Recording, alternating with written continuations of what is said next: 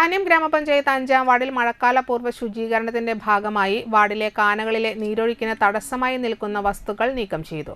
വെള്ളക്കെട്ട് ഒഴിവാക്കുന്നതിനും പകർച്ചവ്യാധികൾ തടയുന്നതിന്റെ ഭാഗമായി മഹാത്മാഗാന്ധി റോഡ് പരിസരത്ത് നിന്ന് ആരംഭിച്ച ശുചീകരണ പരിപാടി വാർഡ് മെമ്പർ ആൻഡോ തൊറയൻ ഉദ്ഘാടനം ചെയ്തു.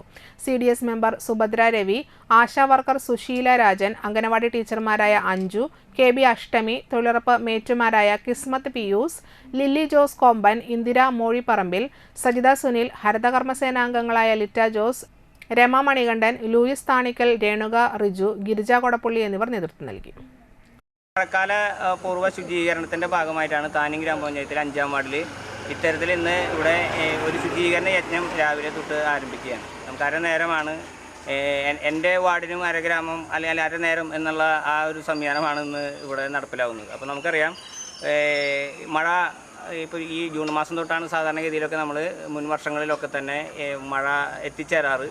പക്ഷേ ഈ വർഷം മെയ് ലാസ്റ്റ് വാരം തന്നെ മഴ എത്തുകയും നമ്മുടെ തോടുകളും കുളങ്ങളും അല്ലെങ്കിൽ അതുമായി ബന്ധപ്പെട്ട് നീരുറവകളൊക്കെ തന്നെ നിറഞ്ഞു കഴിഞ്ഞിട്ട് നിൽക്കുകയാണ്. എന്നിരുന്നാൽ പോലും ഏറ്റവും തടസ്സമുള്ള ഭാഗങ്ങളിൽ അതിനെ വെള്ളത്തിൻ്റെ ഒഴുക്ക് സുഗമമാക്കുന്നതിനും അതിൽ ചപ്പുചവറുകൾ തടഞ്ഞിട്ടുണ്ടെങ്കിൽ അതിനെ ഒഴിവാക്കിക്കൊണ്ട് വെള്ളക്കെട്ട് ഒഴിവാക്കുന്നതിൻ്റെ ഭാഗമായിട്ടാണ് ഇന്നിവിടെ ഈ ശുചീകരണ യജ്ഞം ഇതിനെ എത്തിച്ചേർന്നിരിക്കുന്നത്.